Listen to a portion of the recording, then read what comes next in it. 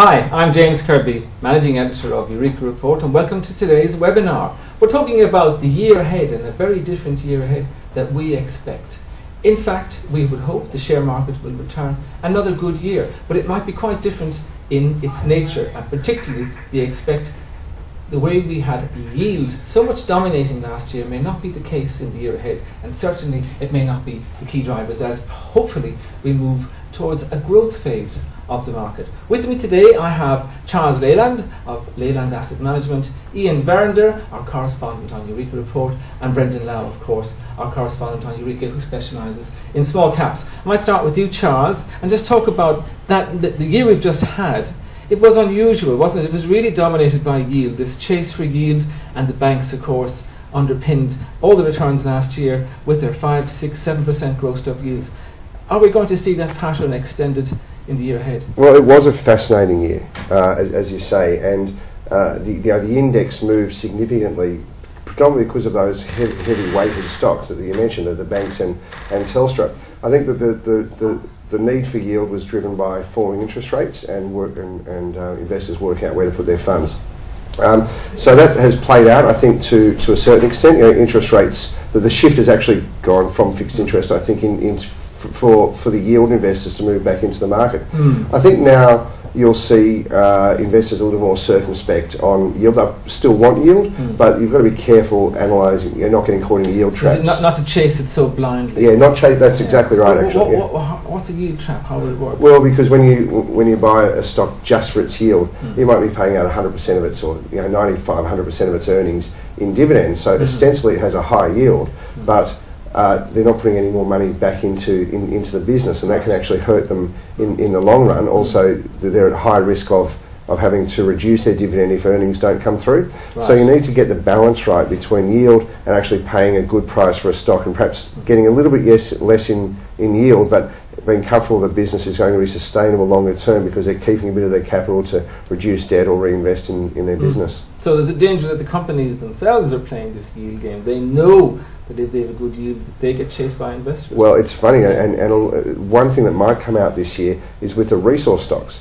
because the resource stocks traditionally have been very low payers in the yield space, and I think they're aware of this rush to yield, and that they want, of course, their share prices to go up. So you might actually see a slightly higher payout ratio, particularly if capex and exploration and those sort of budgets are really they have more money. They have more money. Like we saw Woodside start. Woodside was probably the first of them. Even the BHPs, Rios, Fortescues of the world could actually become yield stocks, which would be a fascinating development this year. It would be. Yeah. Ian, Verinder, I mean, traditionally, of course, resource stocks were never known for yield or for dividends. It was never part of the proposal. When we look at the market last year, outside of the big banks, Telstra, of course, was the other company that had really underpinned this chase for yield. You've been looking at Telstra. How does the yield look now? How does it look in the year ahead? Well, who would have thought Telstra being a darling of the stock market, after the T2 disaster, and everybody bought in at $7.28, I think it was, something around that level. And the past 12 months have been absolutely extraordinary for anyone who's had Telstra shares. Just tell us about that, because they're getting a damn good yield and good price appreciation as well. So what's the story been? Well, it's been one of the one of the best performing stocks on the market in the past 12 months. And I think if you just look at things from a global perspective, we've got growth, very slow global growth, America, Europe, but we have growth. And so we're coming out of that phase where we were constantly worried about market meltdowns. Now, what's the one thing that isn't growing slowly, though? How are we broadcasting today? We're broadcasting over the web. The use of data is one of the few areas, I think, on the stock market that you can actually see exponential growth. Everyone's buying smartphones, tablets, and what are the companies that are going to benefit from that? Well, telecommunications. What's the premier telecommunications company in this country? Telstra. It has the greatest mobile coverage than any of its competitors. 99% coverage on a country basis. I think Optus is 40%. So So actually, in those bad years for Telstra, when it was really getting knocked around, they were behind the scenes on the engineering front. They were actually investing and building. That's right. And it's starting to pay off for them now. That's right. And there's a couple of other factors that you need to consider as well. The structural separation, which at the time when the government imposed this on Telstra was considered a disaster. I think I was one of the few commentators that said this may well be the remaking and the rebuilding of the company. And that's exactly what it's turned out to be, because it had two effects.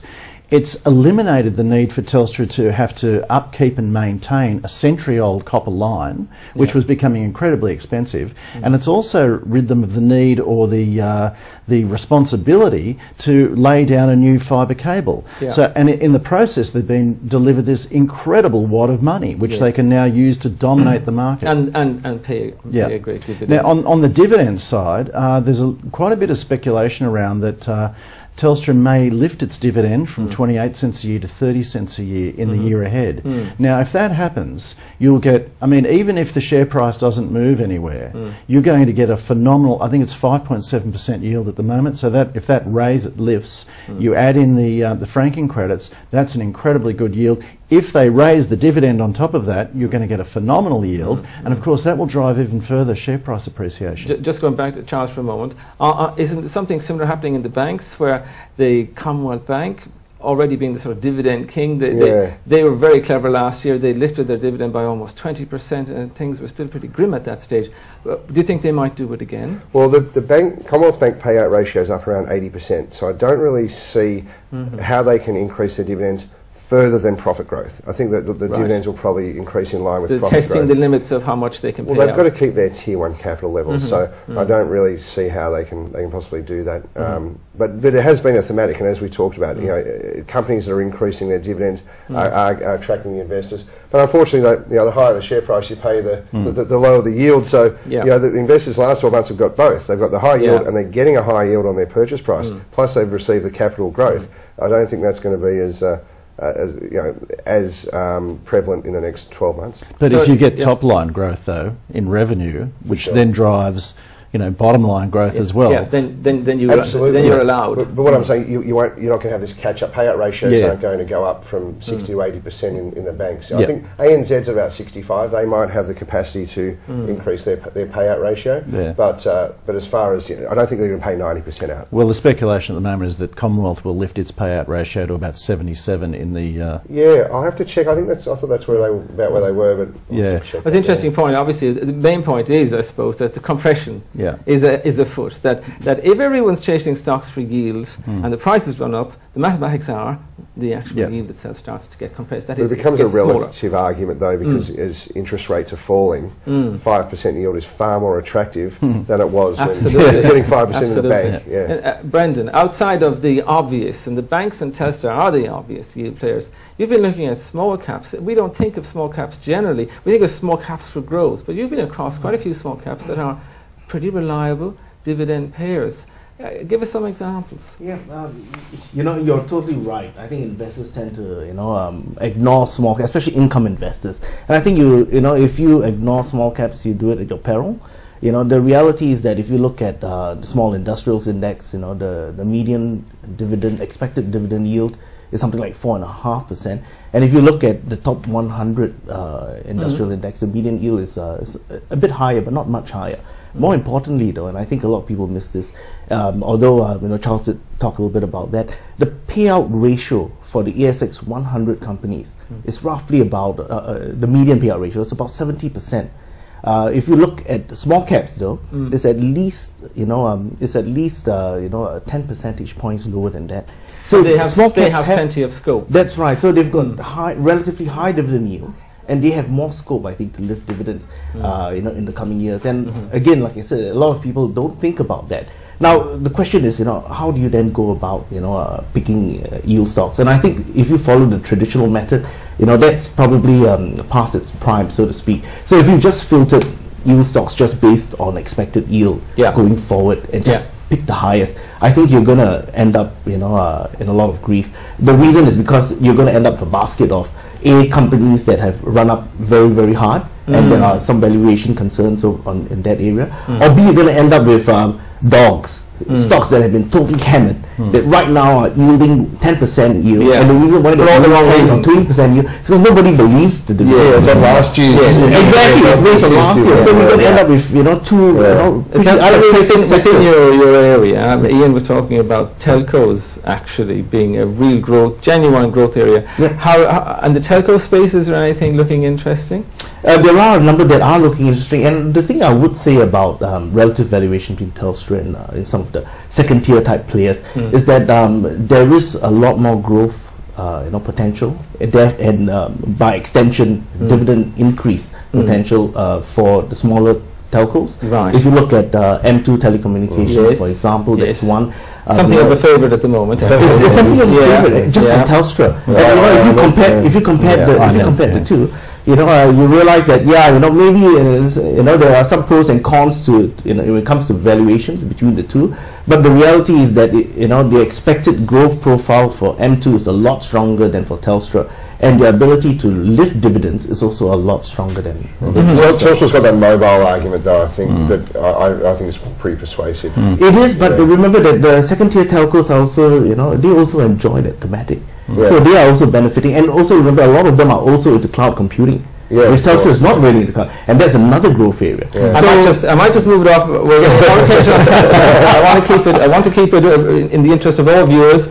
Now, just in terms of some questions, let's take the first one here from Jane. She says, with interest rates coming down and safer high-yield stocks getting more expensive, which is exactly what we've just been talking about, what should self-funded retirees do? I just addressed this to Charles. Aware of that, aware that prices are running up for the high-yield stocks, what is the approach private investors should take? Well, Jane's talking about self-funded retirees, and in my opinion, the way I look at the share market is very much a value investor approach. So, if I'm buying a share in ANZ, I consider I'm a part business owner. So, if you're running your own retirement fund and you're young enough to be able to ride out the ups and downs of the market, you should put together some good quality businesses that you're buying at prices that are reasonable, and own those businesses long term.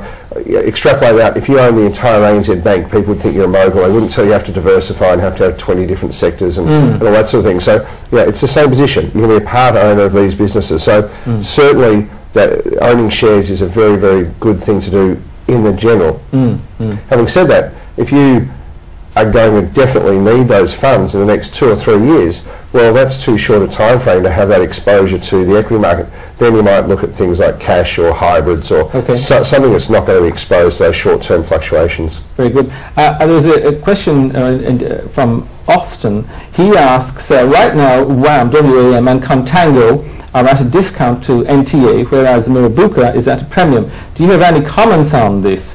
Now, I think the LICs, of course, Ian, the LICs have reflected the broader health, robust returns of the stock market in recent times, and the LICs are getting the sort of good dividend yields as well. So you're getting that yield because they're going to have Telstra in there, and they're going to have the banks in there. Is that a way into the yield play? Oh, well, absolutely. And I mean, if you look back, say, 18 months ago, all the listed investment companies were trading at a significant discount to net tangible assets. And when you can see an LIC trading at a discount to net tangible assets, that's when you should jump on board, because essentially what you're doing is you're buying a basket of stocks. And you're buying a basket of stocks cheaper than you would be able to buy them if you went out individually and bought them. Now, quite as you mentioned, quite a few LICs are trading at a premium. For whatever reason that happens, they really shouldn't trade at a premium, I guess. But if you can see one trading at a discount, and one that's performed well over the longer term, as WAM has, I think it's probably good buying. It's a bit of a phenomenon.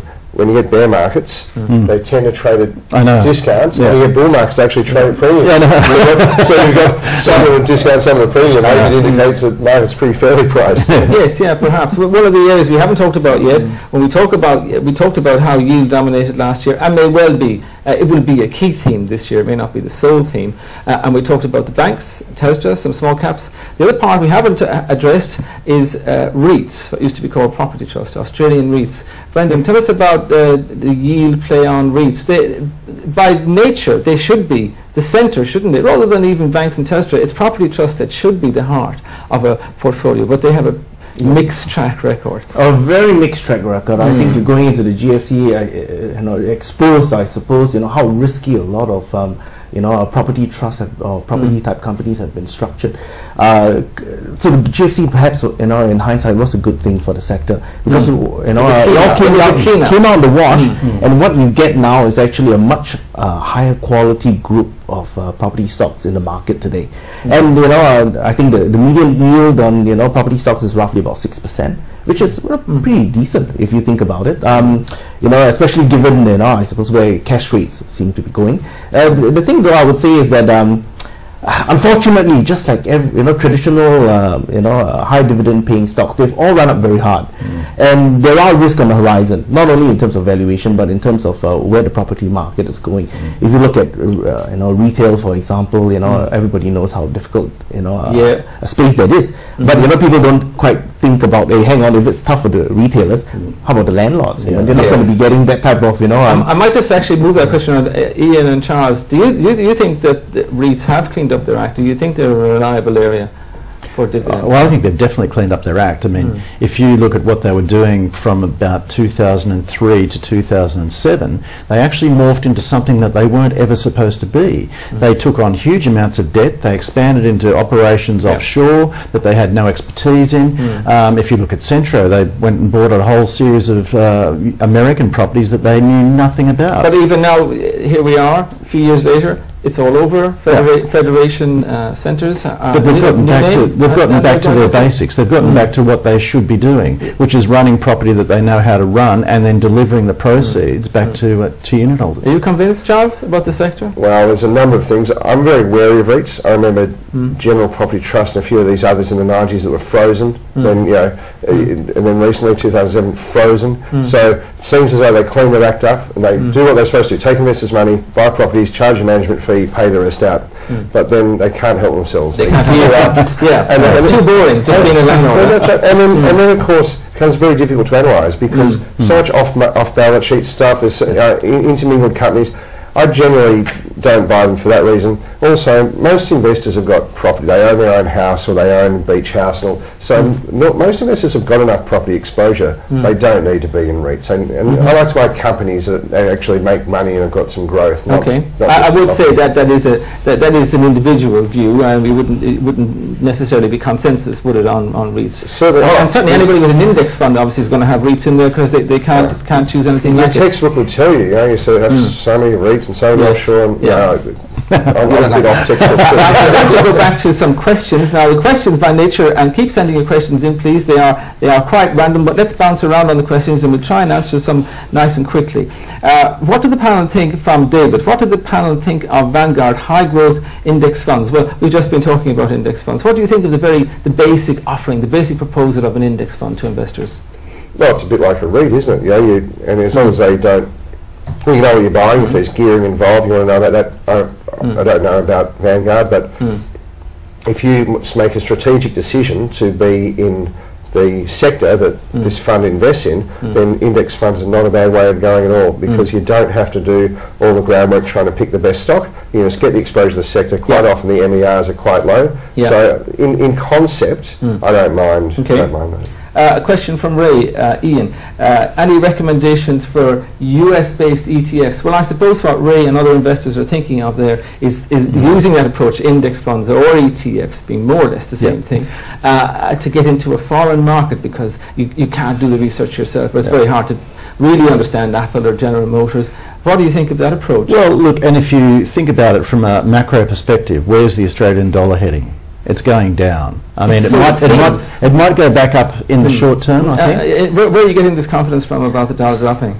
Would it be from the governor of the RBA? Could well be, yeah. I mean, but if you think about it, where is it going? It's going to go down. And the US dollar is going to go up. So if you're going to invest your money, it's not a bad thing to have some of it offshore and buy into that market when you've got strength in your currency. As the currency falls, you'll pick up gains on the way through simply on the foreign exchange deal.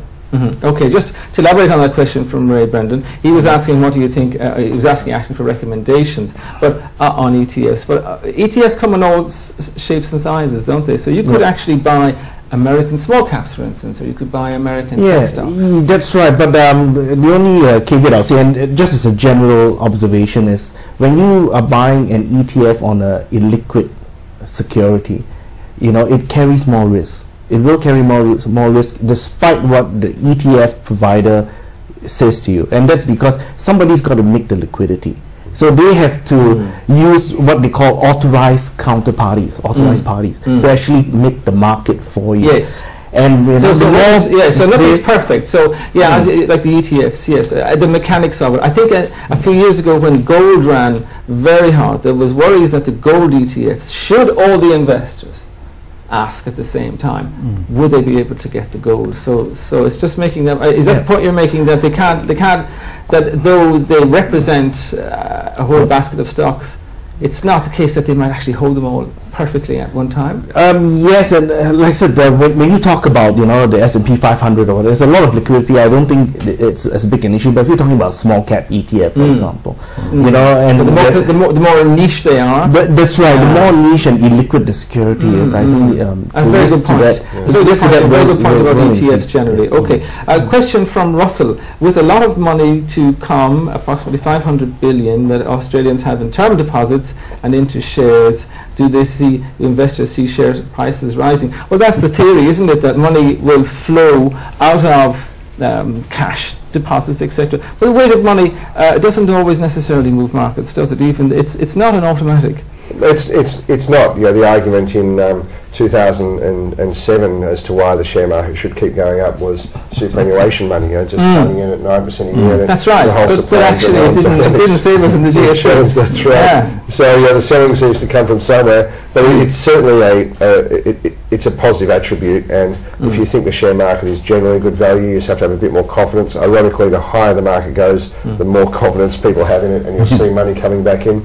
When going back to that Wilson Asset Management, I think they're at 46% cash at the moment, and that might actually be one of the reasons they're trading at a discount. So even the funds are actually probably got historically high levels of cash because the rear vision mirror is so close behind them, and so and they like to drip into the market. They're not going to rush it all in just to get with superannuation going up to 12%. You're going to see more and more cash. It's got to be allocated. Mandated to be invested at least. Well, the question, Ian, I know you're going to like from Jeff, because I know you have a great interest in the QE tapering in the USA. Jeff asks, what is the panel's view on the market impact of QE tapering in the USA? And just to clarify, that's of course the money printing that's been done in the US, and Bernanke's statement that they are going to eventually stop that. But just explain to viewers your views about how it's working, what Bernanke's actually doing in the US. I think he made a fundamental mistake when he first came out on May the 22nd. He did the right thing by saying, when the American economy improves, we will slow down the stimulus program, which is at $85 billion a month. That's how much the American Reserve Bank is essentially pouring into the economy. It's a good thing. If America's economy can stand on its own 2 feet without having to be propped up by stimulus, that's a very good thing to happen. But what Ben Bernanke misunderstood was the possible reaction of people in the market. Traders in the market aren't going to sort of gradually, adjust to a gradual winding down in stimulus. If you're in the market, you want to see, right, here we are here, this is where we're going to be in 12 or 18 months' time, let's go there now, get on board. So everybody rushed out. Everybody dumped emerging market stocks, everybody dumped bonds, there was this just complete turmoil in the market.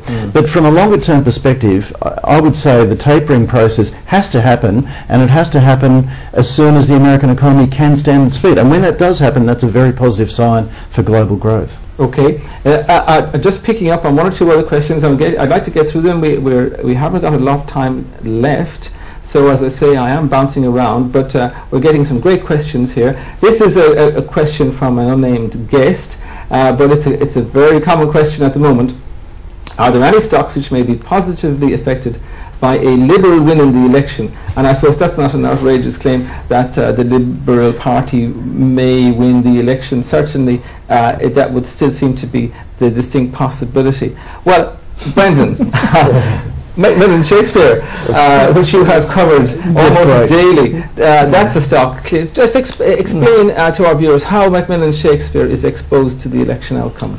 Yeah, well, Kevin Rudd has come out the Prime Minister has come out to to change the rules on FBT, on cars, and obviously it's going to make things make it a lot harder for employees who salary package their cars to actually gain a tax benefit as they have in the past. And of course, speculation is wide here. I mean, some people say the impact is not as great as what the market fear, but others obviously think it's a big deal. Well, Macmillan Shakespeare obviously thinks it's a big deal, and so a lot of other and then the stock has fallen 50%. That's right. That's right. It's fallen 50%. My point is that Tony Abbott has said if he gets in, he's going to scrap it. That's right. So it's a bet, isn't it? Exactly. And I think it has been written about how Macmillan Shakespeare is really if you want to punt on the election outcome, that's probably the best way to do it. So in that respect, everything's hanging in the balance, and Macmillan Shakespeare has gone into a total lockdown. So they're not talking to shareholders. They're not talking to analysts. They're not talking to anybody until after the election, which I think is really unprecedented. They've lifted the iron curtain. Since they don't know when the election is actually going to be on. Okay, a very good question here, which will capture everybody's imagination, from James, who asks, which sectors do you see primed for growth in the Australian market over the next 12 to 24 months? I'll go through the three of you on that one. I know earlier on you were telling me you don't like to talk about sectors. You know, it's a buffered approach. You look at the company. But if you could, for a moment, just on that question. Sure. I think there's a few interesting sectors. I like the non-bank financial services sector. So that's things like the insurers and also the non-bank lenders like Thorn Group, Cash Converters and Flexi Group. I think that's non-bank financials. Non-bank financials. If you're a speculator, I think you could buy mining services on a 24-month basis. We saw WDS this morning actually had an upgrade. Just need some green shoots in that sector and you'll double your money pretty quickly. They've been so oversold. And the medium risk one is the media. I think the media sector looks fascinating at the moment. Okay, Ian? Well, as I was saying before, I think telcos are a magnificent opportunity at the moment, given the changing habits that we're all engaged in. You mentioned media. I mean, traditional media is being absolutely killed at the moment, particularly companies like Fairfax, and yet everybody's still reading news. Everybody's got the hunger for knowledge and the thirst for news is not just unabated, it is expanding at a rate of knots. And you've got radio, you've got outdoor advertising. That's right, And so I think telecommunications and any media outside traditional media is probably something that's worth having a look at. Right, very good. Brendan? When it comes to small caps, it is, I think, especially hard to single out sectors. It is because small caps, by the very nature, a lot of them do have much higher than average growth to the market, because they're small, they're coming up from a low base. A lot of them tend to be niche players. So even if you talk about small cap stocks in sectors that may not seem to have a lot of growth left in them, whether it's healthcare, etc., you find that they will be able to carve out growth. You take a look at stocks that I've written about for Eureka Report. Paragon Health, for instance, sells medical equipment to hospitals. Yes, good companies who know what they're doing in that's right, and they've carved out a good niche for themselves, and there's still a lot of growth potential ahead of them. I just wondered also for you, Brendan, someone has asked, again, it's an unnamed guest, cloud computing is set to grow as the new technology frontier. Brendan, do you have any recommendations in this space? That's very specific, I suppose. It is very specific. The market darling is NixDC when it comes to cloud computing, and I would say that unfortunately NixDC, because everybody thinks it's a market darling, it should run up in share price a lot. Just to clarify, that stock was it's cloud computing. They build facilities to house NixDC. Yes, NixDC. Yeah, that's right. And I think a lot of growth and good news is priced into the stock. But the reality is it's a company in growth phase, and so they're spending more than they make, and they're not expected to post a maiden dividend to something like FY15. Yeah, so the expectations quite exactly. But the way the share price have gone, it's more than built into the share price. I reckon there's still a lot of water to run under that bridge. Okay. There are other companies you can that you could buy for exposure to cloud computing. The second tier telcos, as I mentioned earlier, a lot of them do have exposure to today. Okay, one last question, and I think I'll leave it to Charles. It's from John. It's a good question. It says, will a drop in interest rates cause overseas investors to quit the Australian equities market? No, I don't think so. I think if interest rates fall, normally there's a knock-on effect to the currency. The currency falls. Currency is cheap. You're actually likely to see more. It's cheaper to buy our assets. So but there has been an exodus. Well, we believe there was certainly in that correction mid-year, April, May, June, that there was seen to be an exodus of international investors. I think one of the reasons the Aussie dollar was so strong for that period, part of it was because of our relatively strong economy and our balance sheet and all of that sort of thing. But I actually think we became one of the safer countries in the world. You have the European meltdown, the Asian, the American sort of fiscal cliff, so-called. So you don't have that issue anymore. So. Well, not at the moment anyway. So, I think you come back more to fundamentals. A falling interest rate should be positive, not only on a currency basis, but also for companies. It allows companies to grow more aggressively. Borrowing costs are cheaper, so it should be positive for the market, really. Okay, very good. Well, that's it. We're out of time. I'd like to thank everybody. Charles, Leyland Asset Management, thanks very much. Ian Verinder from Eureka Report, and Brendan Lau. And thank you. Thanks for your questions. See you next time.